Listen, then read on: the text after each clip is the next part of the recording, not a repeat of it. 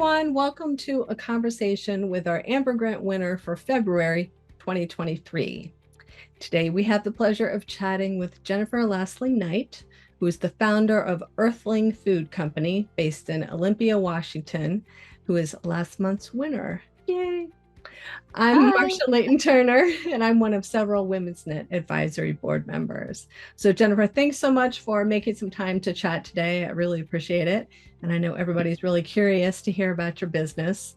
So, tell me a little bit about Earthling Food Company. What do you sell? Where did the idea come from? Just tell me the story.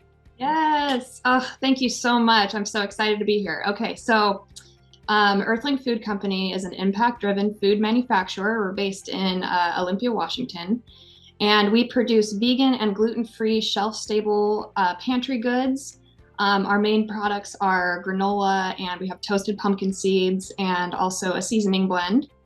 And we are all about creating packaged foods that do not contain oil or refined sugar, in addition to being vegan and gluten free. And so, yeah, we're just kind of filling that need in the grocery space for convenient packaged foods that where you don't have to compromise, and you can find something that's wholesome, that does not contain any oil, and we only use organic maple syrup for our sweetener, so just a natural sweetener. Excellent. And so, where did this idea come about? Why vegan and gluten-free foods? Yeah, so a lot of this really has to do with my personal experience going through breast cancer. I was diagnosed at age 29, and I was totally, taken aback. I was out of left field, really. I didn't have any history of breast cancer in my family. I was, relatively healthy, and I was just really thrown. And so that was kind of a big dose of reality I had to face. And going through chemo and all that too was really rough on my body. And so shortly before my diagnosis, I had gone vegan. My husband and I both had gone vegan together, and I was, really in that kind of honeymoon phase of, buying all the, dairy-free Ben and Jerry's and the all the fun vegan food out there that's, kind of mimicking the nostalgic foods that I used to eat. And when I got cancer, I started to really think differently about my health. I went to see an oncological naturopath, and I was asking her all about, what kinds of foods should I be eating? I want to minimize my side effects from chemo. I want to continue to work. I want to feel as strong as possible through this. And she really opened my eyes to the importance of eating whole foods and unprocessed foods. And so really decided to take my health to the next level. And I was juicing every day. I was, with the help of my husband, of course. I was, cooking a lot more at home, which I usually did before anyway. But this time I was using, less oil, less just heavier foods that are, come out of a jar or squeeze bottle.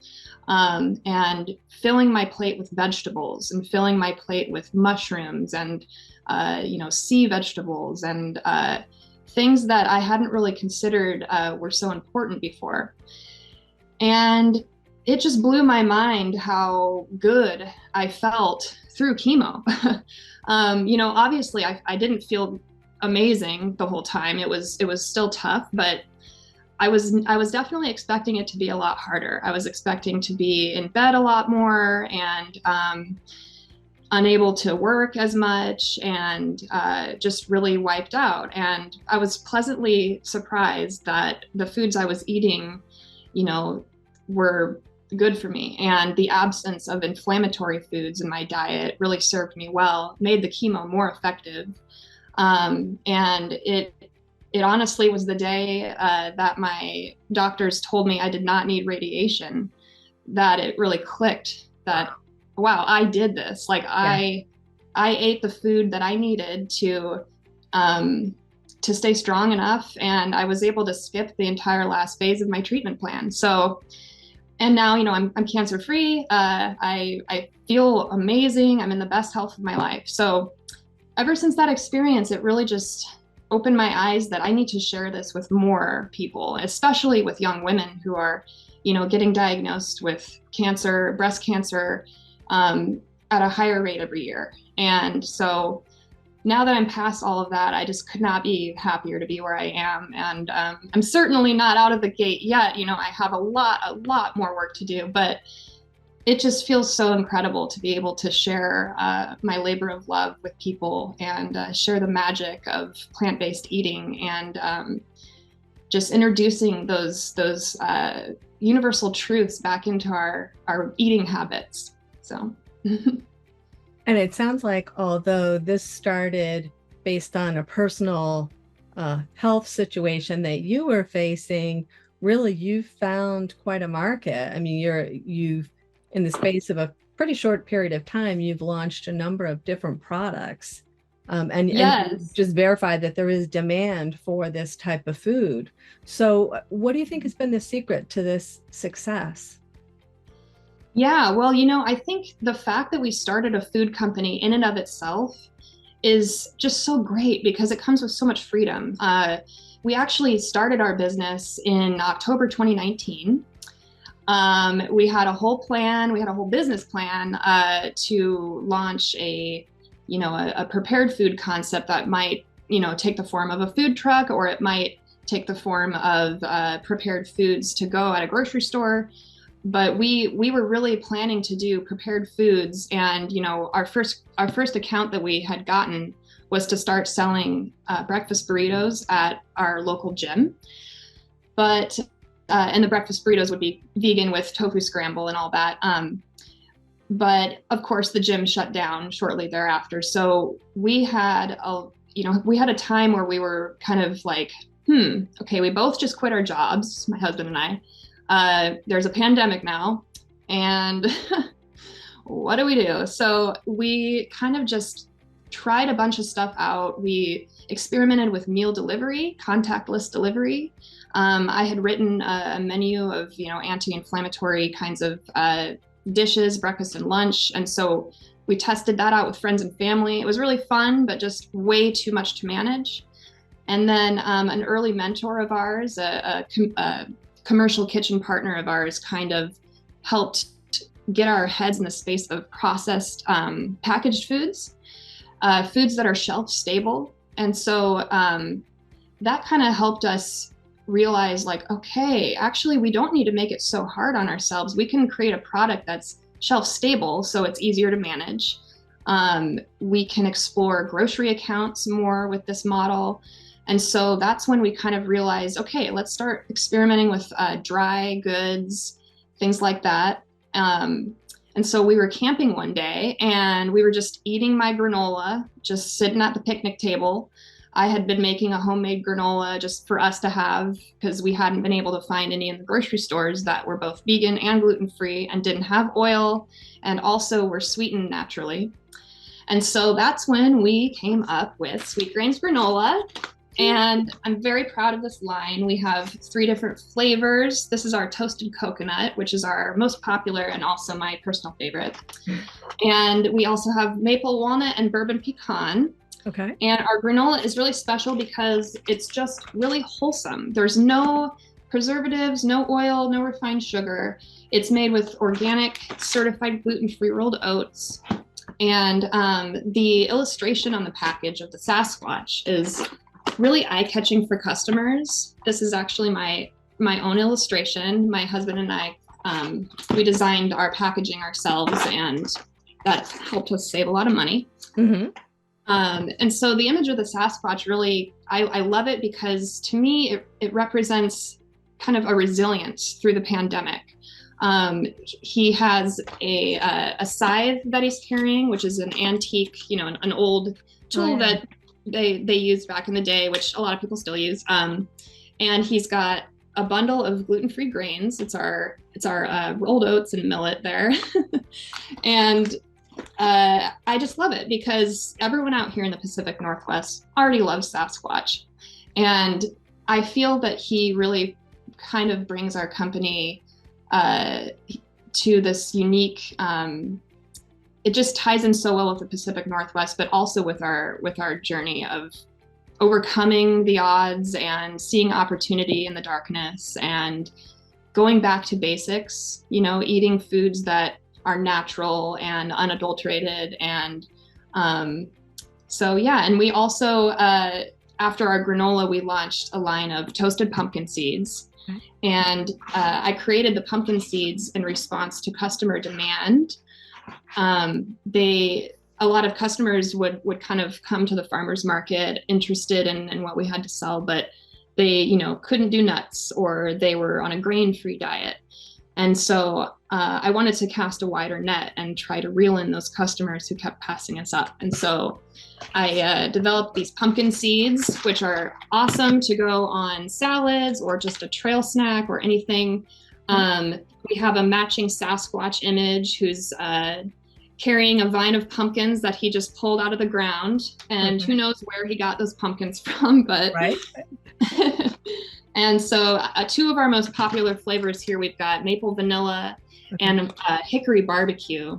And I love the hickory barbecue because it's almost like a bacon bits alternative. It's great on salads, just really nice on soups, main dishes. And same thing with the granola. Our pumpkin seeds don't have any oil. There's no refined sugar, no preservatives. They're also soy-free and just really fun. There's lots of creative ways to use them. So those are the toasted pumpkin seeds and our granola are our main products. And then we have our seasoning blend here, which is based on our very first product. This seasoning is what we used in our original breakfast burritos that we were going to sell. And we were thinking, man, how can we take that product and repurpose it into something that people might want to buy, people might want to add to their spice cabinet. And we do have a small cult following now for our impact seasoning. Great. We have, it is kind of it's a strange product to try to sell, savory eggless flavoring. What could that be, But it's got nutritional yeast and black salt in it, which those two ingredients together create like a cheesy, eggy flavor. It's umami. It's great on lots of things. Perfect for tofu scrambles. And we're really proud of that one too. So those are the products that we have for now. And that is just whittled down from a big, a bunch of ideas that we've had. And I love it. And I'm really proud of it. Well, it seems like your original plan to do the breakfast burrito had some limitations in terms of scalability. But by pivoting to shelf-stable foods, now you can ship nationwide. You're not just limited to your local market. So, great way to pivot. Yeah, I love our pivot. And I'm actually, it's strange to think of it this way, but the pandemic really guided our business in an exciting direction. And it was terrible, of course, but there was a lot of great things that came out of our time, kind of pivoting quickly and having the courage to let go of all the work we had done, and not even letting go of it, but just putting it on the back burner. Sure. And focusing on something that was manageable. And it has allowed us to scale our customer base beyond our local farmers markets, because we have online sales all across the country now. People buy our products all over. So it's just very exciting whenever I see an order come in and it's like, oh, from Buffalo, New York. I wonder who that could be. It might be someone who received a gift from a family member out here who bought our pumpkin seeds, or maybe it's someone who saw an Instagram ad that we had at one point. So yeah, it's very, very exciting. Well, so now that you've won the $10,000 AMPA grant, how do you intend to use that money to grow the company? Just kind of generally, what are you going to do with it? Yes. Well, we are buying a van. And that doesn't sound that exciting or that sexy, but we really, really need a van. We've been operating completely out of our personal vehicles. And, between my little sedan and our SUV, it has been a challenge. Yeah, I remember a couple of years ago, we had to strap a cooling rack on top of our SUV because we just didn't know how else to transport it, and a cooling rack for all the sheet pans of granola. And two times, not once, but two times, we backed that thing into our garage.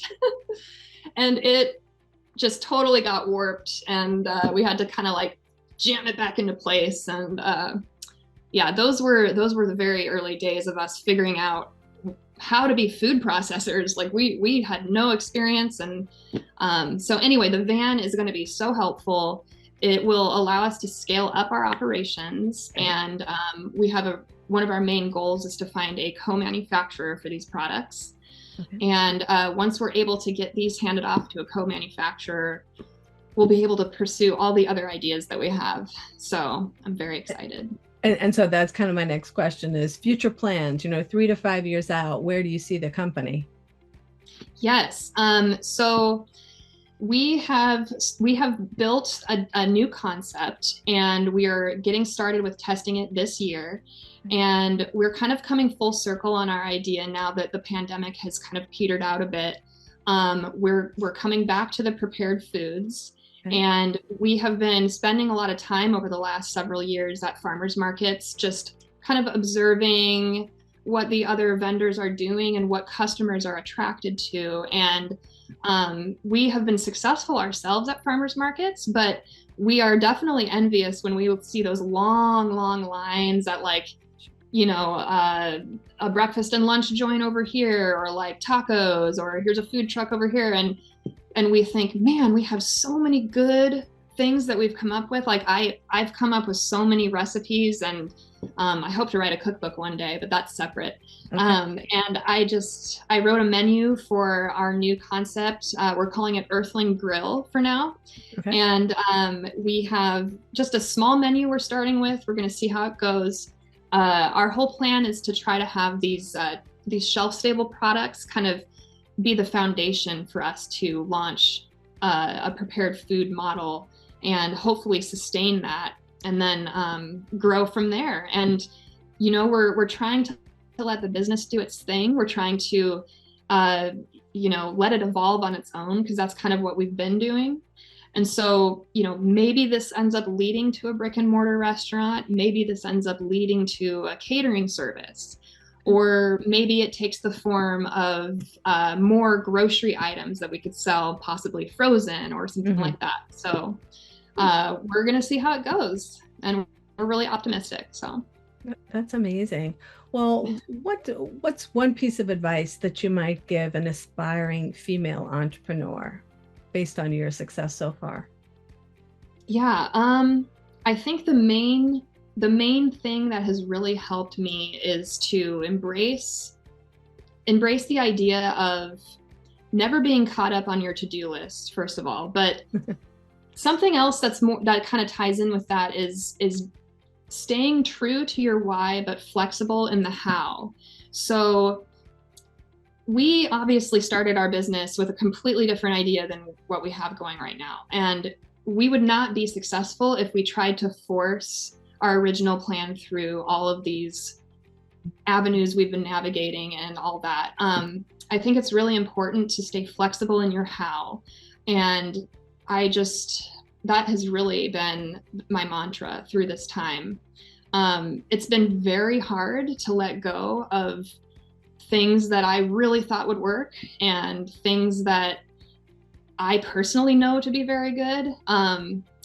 It's been very hard. And so as long as you're able to trust the business and listen to it, and trust the market research that you're doing, and pay attention to how your customers are responding and listening to their remarks and their requests, and allow your business to grow in the direction that it wants to grow. Great advice. Thank you so much. Thank you for your time today. Thank you for sharing your story.